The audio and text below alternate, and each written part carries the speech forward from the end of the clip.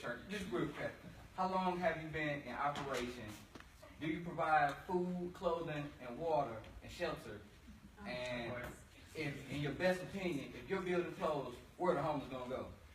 Out to the streets. In 40 years, we've been at that particular facility, 40 years.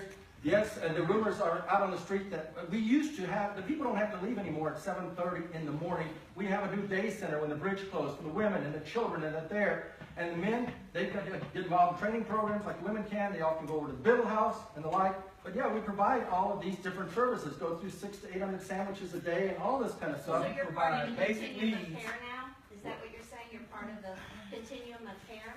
We have people that go to their particular meetings, but No, we have not joined. is No, we it- have not joined the continuum of care. Okay. So you provide the basic needs of food, shelter, and clothing. Am I correct? And training programs to And get them training off the programs. streets. And Thank you. We're going to move on And we got right the over sound here. bite. Yeah, Larry, this is exactly why We got nobody the takes sound it bite. seriously. We Come got on, the sound you bite. really, People you with really, you the- come down here with your show, we want to have a Hi, this is the discussion. first time I met this gentleman, I'm okay? sure that I'm positive that it's Right over here. God bless you. Yes. I want to say something. This, And I didn't say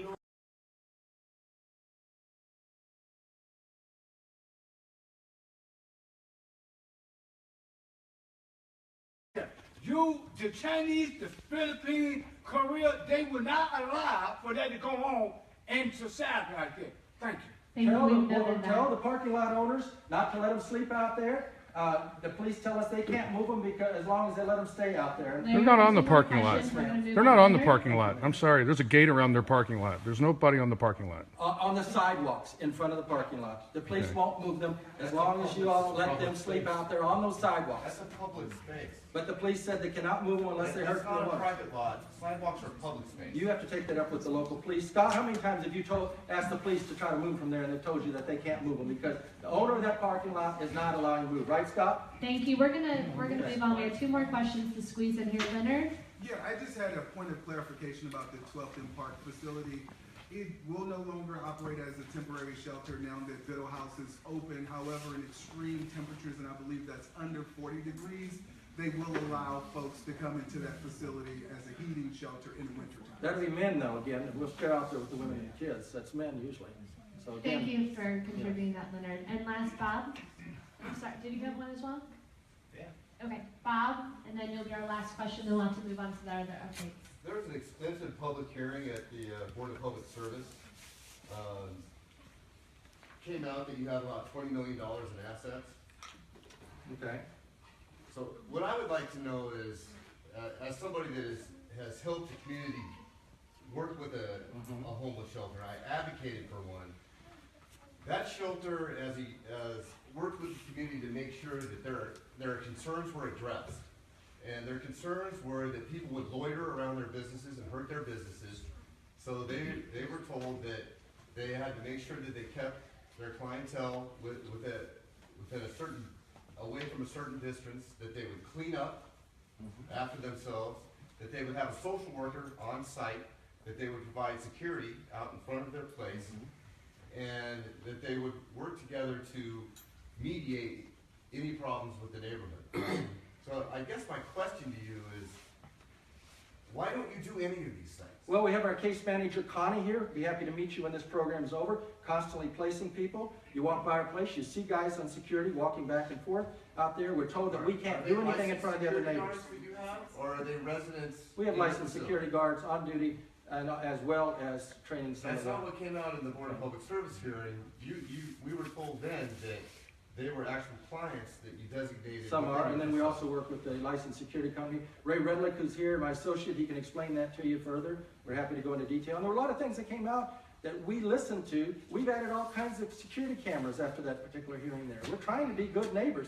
You folks don't understand that we've tried to restrain ourselves and we've tried not to have a battle, but there's been so many lies being said, okay? And so was Perpetuated anything by a that I just handful of said people. incorrect? At the time you said it, some of it was correct. Since then, we made improvements on it. As far as our assets are concerned, yes, you can have assets, but turn those assets into ready cash, that's a whole different thing. So Larry, can you just, for the sake of notes and to Bob's question, can you confirm that you have paid security on staff? We have paid security with an outside security company. It's licensed. Licensed. 24 hours a day. They're working all night, okay? There's staff during the day, they're trained and handle it. And we work very close with the police. The police have been working wonderfully. Paid social workers on staff. Yes, we do. You want to see Connie? There she is. Talk to her afterward. Raise your hand, Connie. You hide too much, okay? And also Tekla we work close with. She's not on staff, but she's constantly helping people. Thank Yeah. you. We're going to take our last question, then we have to move on with the agenda, sir. So getting to, getting rid of the lies or whatever that's been going on, how many beds do you have, facilities for how many people?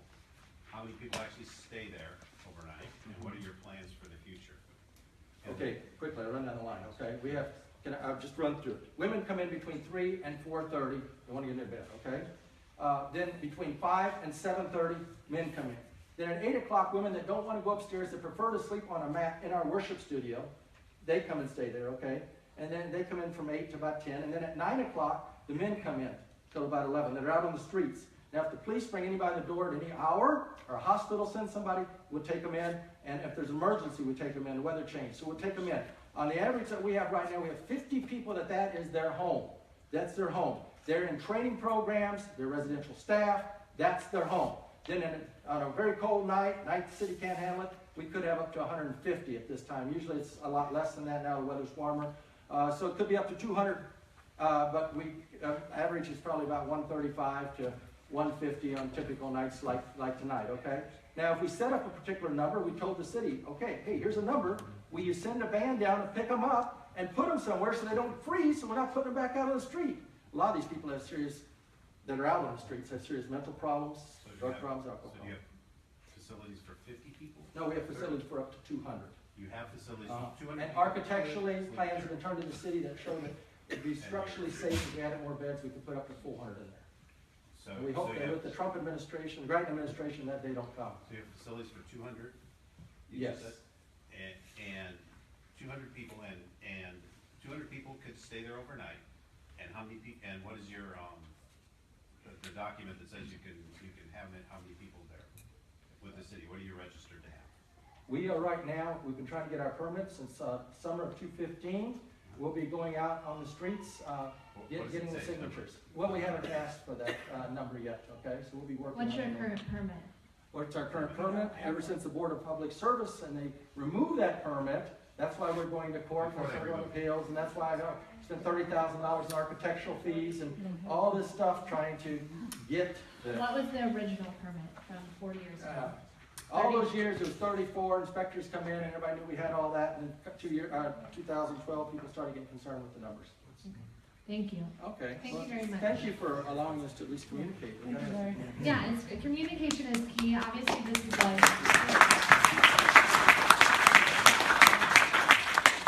is a tough topic, and it's something that everyone's affected by and involved in. But I would just really encourage everyone to, one, stay informed. I know that we're bombarded with news all the time, and it's easy to want to turn your cheek or not read the article or walk out of the town hall meeting, but you have to stay informed, and even more so, you have to stay engaged, because I think we can all agree as a society, regardless of what side you're on or what your views or beliefs are, the worst thing we can do is turn our cheek and pretend that these problems do not exist.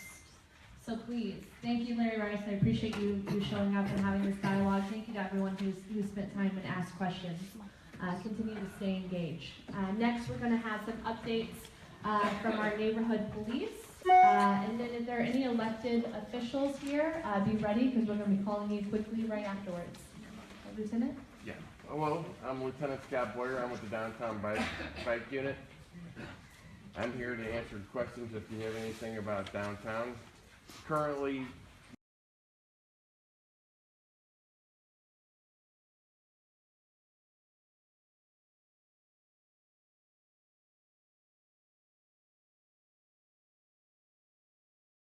and these are my tax dollars at work. Get somebody out here. So eventually a squad showed up, and the fellow said, "I've been called on you 3 times already. I told you to sleep on the other side of the library wall." To which I told the cop, "That won't do." And finally the ambulance showed up and escorted this gentleman to the ambulance, and I went on my way. Is that a proper response to say, get off the sidewalk and go sleep by the library? Ma'am, I wasn't there. I don't know the particulars to the call. Was something that he? you can look into, Lieutenant? Sure. I just was flabbergasted that that was even suggested. I do know a lot of people who sit on the library wall, but this gentleman was obviously not well. Okay, for the sake, thank you very much, Lieutenant. Maybe you two can connect afterwards and you can give her an update on that. Thank you. To move on for the sake of time, do we have any elected officials here who would like to give updates on their neighborhoods?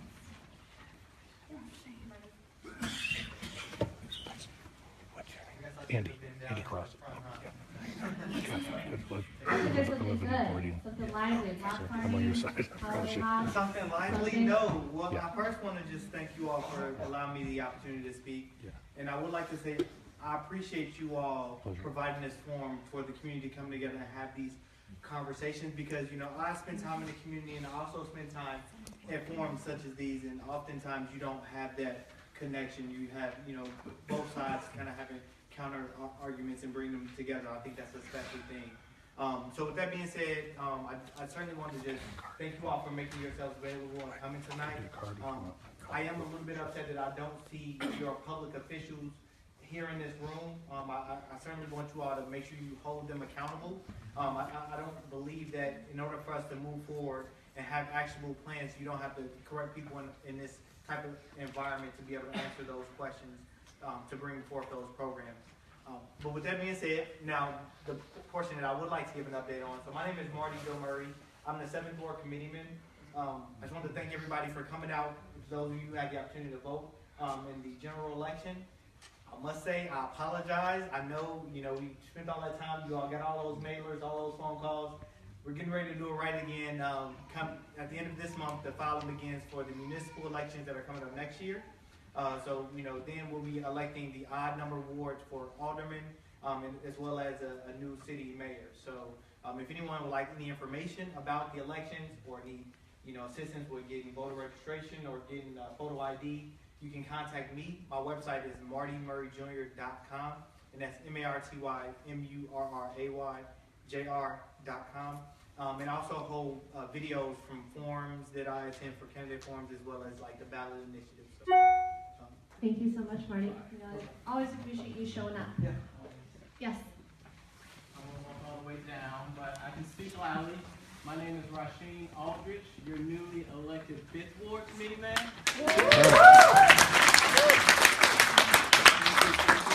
I'm sure some of you guys have been following it. It's been a battle. I ran back in August, back in August. I'm moving everything mixed up. Back in August and came up about 55 votes short. A judge overturned my election. I was back on the ballot during the general election, and I won. And I want to thank you guys so much because I couldn't have done it without you. Thank you, DNA, for holding this space. I'm just going to keep it quick and short. Right now, I'm in the process of forming a new 5th Ward Democrat organization called the Mighty 5th Ward Democrat Organization. You can reach me at 314-502-5500 or email me at the 5th Ward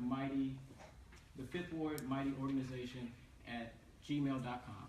Once again, my name is Rasheen Aldrich. I just want to thank you all. You guys leaned on me, and now it's time to lean on you as we do the great work. Marty in the 7th Ward, hope we can get some connections going on, but right now we don't have the fun events like he suggested and said, but stay tuned because we really want to change what's going on in the 5th, get people to connect it, bring some transparency, and just get the work done in the neighborhood because it hasn't been getting done. So stay tuned. Like Marty said, we got an automatic race coming up. We also got a mayor race coming up, and I'm sure there's going to be multiple ways to get them plugged in, either involved in the 5th Ward or in the 7th Ward. So thank you, and thank you. Thank you.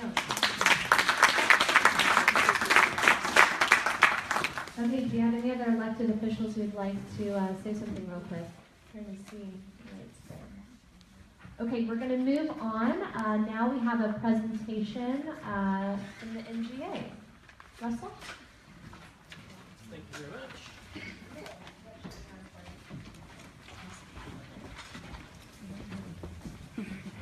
Sure. Take care.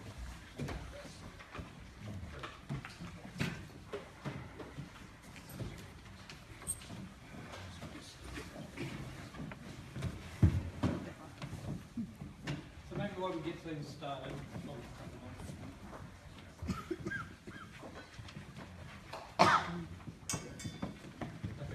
So today I wanted to give you a bit of an update on where we are with the NGA. Maybe to start with an explanation of who NGA actually is. It's National Geospatial Intelligence Agency. You've probably seen a little bit in the news about that in the recent history here. We have gone through an extensive process at the City of St. Louis, particularly through the St. Louis Development Corporation. Bringing, raise the volume. Raise the mic. There you go. Let's do it old school. How's that? Better. There we go. Sorry, don't speak very loudly. I won't rely on the slides. NGA, the project itself is actually comprised of 3 components. The NGA site itself is 97 acres. It's bounded by Jefferson, Cass, 22nd Street and the alley south of Montgomery. That site is comprised of 551 properties and 110 owners. So there's actually a number of large property owners in that area. That site is actually essentially divided into 2 sides. The first component, if you like, is actually the city's role. And the city's role is essentially to provide that site as one property. It's to remediate the ground, remove all the structures, the houses and such, and the streets, and also realign the utilities. So that is the providing of the site to the NGA. The NGA is the second component, is actually the construction of that facility. Now that facility is actually $1.75 billion. So it's a large program, it's a large investment into the city structure and into the city of St. Louis. The third component is actually what we're terming Project Connect. So Project Connect is actually the influence of the NGA in the larger neighbourhood. They're essentially the neighbourhood immediately around it. There are actually 9 neighbourhoods that we're actually working with, and the neighbourhoods are essentially part of what we're engaging with. That's Project Connect. It's connecting with the neighbours, with the neighbourhood. Stepping back to the history of NGA, NGA has been in the city of St. Louis for over 72 years. They have been located basically in the old thank you, Armory. and they have been a good neighbour within the city of St. Louis. Part of the condition of actually them finding a new location. Their current facility was not large enough. The area was not large enough for their anticipated growth, but also it wasn't up to specifications, new security specifications particularly. So they were looking for a location, and this was actually a look that actually began over 3 years ago. It went through an extensive process of evaluating a number of properties throughout Illinois, through the Missouri. Let's call it the St. Louis area. They circled down, they initially looked at over 100 different properties, and then essentially boiled it down to 6 properties, and eventually to our property in Northside. Why this is such an important component for the Northside area is the city really needed to leverage a property or a project that was actually going to make a significant investment in the area. As you imagine, $1.75 billion is actually is really a catalytic investment for the larger development in the area. The other component that we wanted to bring up is really the development of how we engage with the community. There are essentially 3 components to that engagement. It's actually to bring together the three ideas of people, plans, and projects. People, obviously, and we've done over 120 different community outreach meetings, many of them like this, some of them a lot smaller. That we were looking for, and we continue to engage with the community in a way that actually brings together a structured voice of the community back to the design. The other component is looking at the projects in the area. Obviously, there's a number of different projects that are underway in the area that are in the planning stage, including Northside Regeneration, but also the developments with Telesis and others that are coming into the area. So, along with that is the programs that are overlaid in the area. There are a number of criteria in developing this larger area that actually have to be considered, including city plans and neighbourhood ward plans, for example. So the action plan is what we're calling this larger review of the area. We encourage full participation with the neighbourhood, including the downtown area. So looking forward to any inputs you may have, and maybe some questions post this. Thank you, Russell. Yeah, I know in previous meetings there's been some different questions about the NGA project. A lot of people are very excited. They realize what a huge development this is and all the many positives. There's also, have been some concerns brought up just in terms of gentrification and displacement, and how do you really connect a project of this magnitude within a community that right now is very impoverished. So having said that, does anyone have any questions? Thank you so much for joining us this evening and again having this dialogue. Yes, ma'am. What are your plans to hire people, since you're in a lower income area, what are your plans to hire people from the community to work at the NGA? As I understand it, you are not filing any sort of affirmative action goals. Yeah, maybe I wasn't very clear. There are actually three components to this. So when you're asking specifically about NGA, I know that they do have quite a criteria in terms of employment. Part of that is from an affirmative standpoint. So that is a long-term employment condition. I think there's opportunities ahead of that, though, and obviously in the construction of that facility, and also in terms of clearing it from the city's perspective. So. Thank you. Bob Ray? I've got an idea for you. So you realize that you're going to have a lot of non-technical jobs that are going to become available at NGA. Everything from groundskeepers to cooks, food service. Why don't you have an incentive-based program to hire from within the area and start people along that process for security clearance now? I know that's already come up in neighbourhood discussions, so yes, that's certainly, you probably brought them up. So I think that's certainly something that's been considered by NGA as part of the criteria.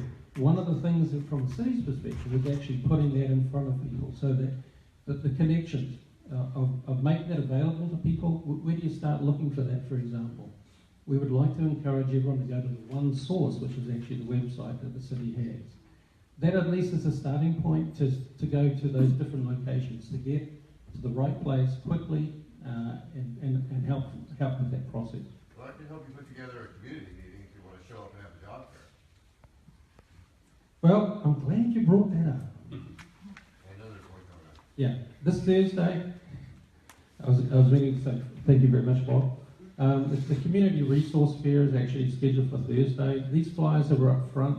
They're designed to actually do exactly what you're asking, and that is to pull people together, making those connections. So thank you.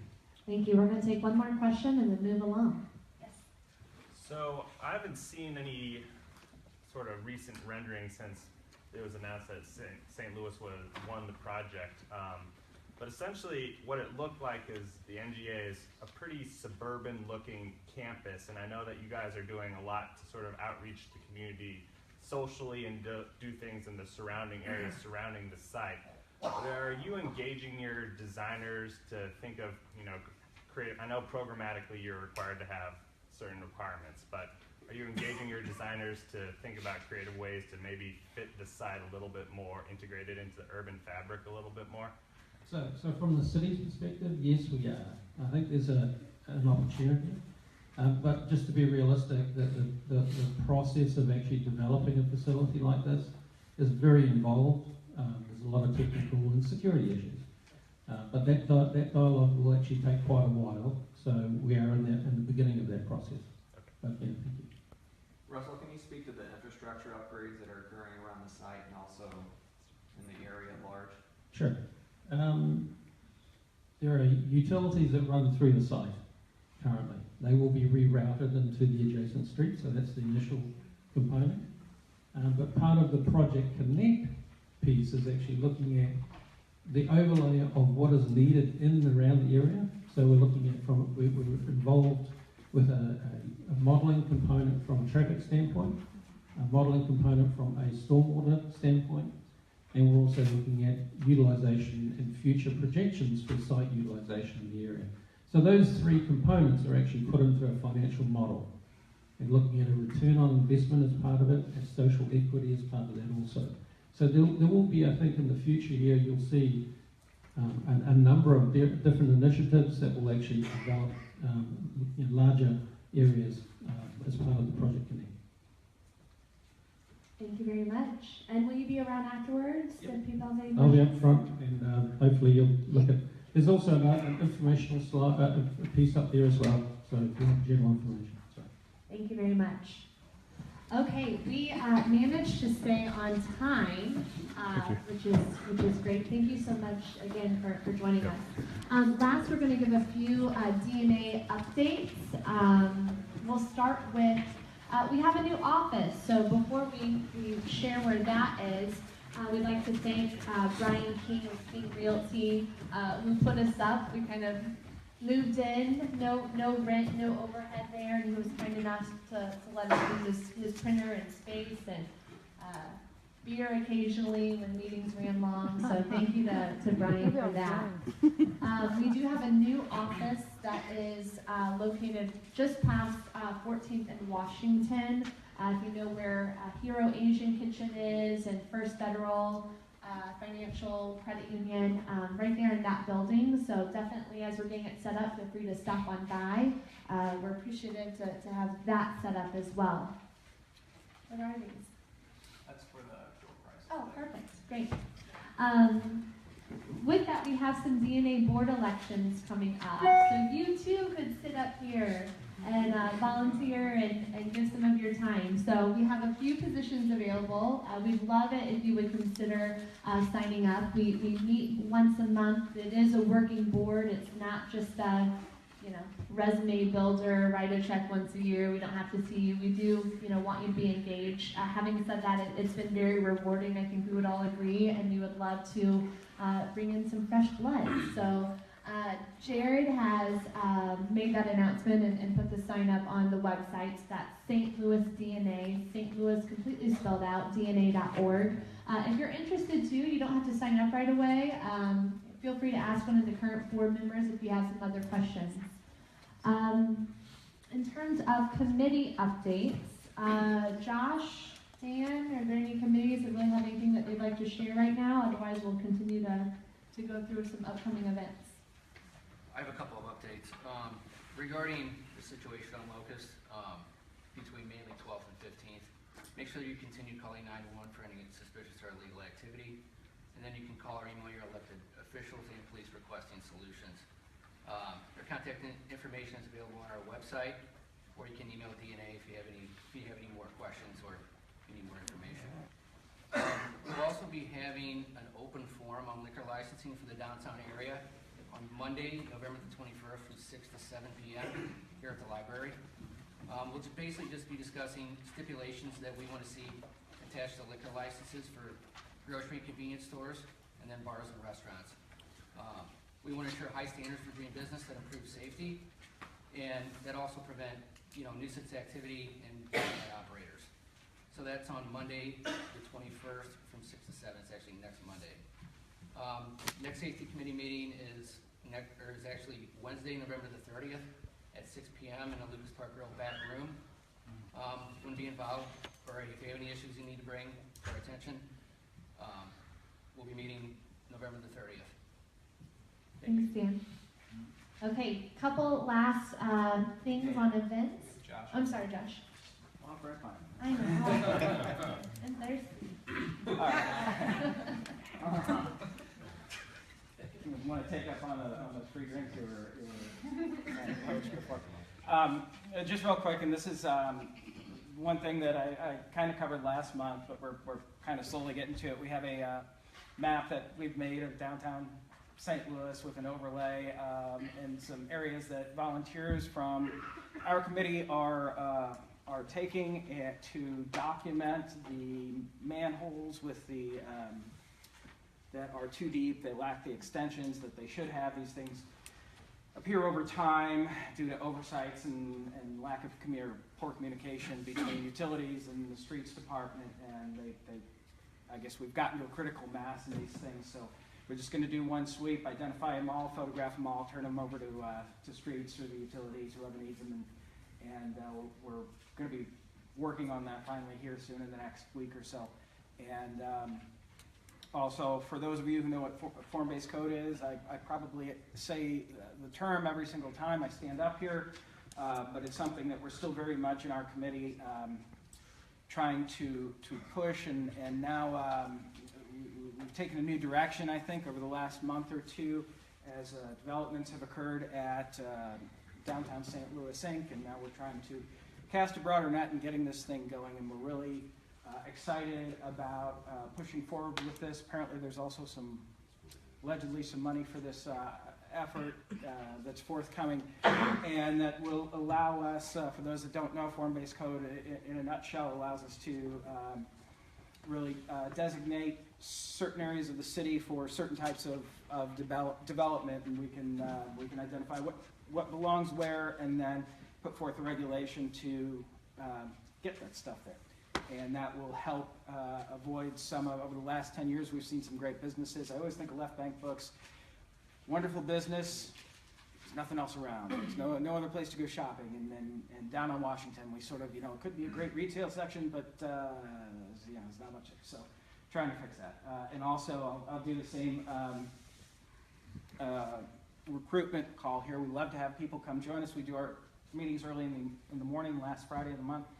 7:30 a.m. at Washington Avenue Post. We also have a Google group that you can join for communications and discussion. If you can't make the meetings, by all means, see me afterwards or contact Jared, and we'll get you on board. Thank you. Thank you, Josh. Josh and Dan have done a lot for us, so I appreciate it. Don? Yes, just events coming up. We will not be having a happy hour the last Thursday of the month, this month, Thanksgiving. And noted on the agenda is the holiday party for DNA is December 1st, and will be taking place at the Missouri Athletic Club, and that's open to all DNA members. The time is 5:30 to 8, and like I said, everyone is welcome, and hope everyone has good holidays. Who was at last year's holiday party there at the Laurel? A few people? Plenty of food, plenty of drinks, holiday cheer. We gave away a few things, so I think we'll expect the same here. Jared met with Nadja over at Missouri Athletic Club, and I think they're really going to treat us. And it's free. Just shower that week and put on a nice shirt and show up, and we'll be good to go.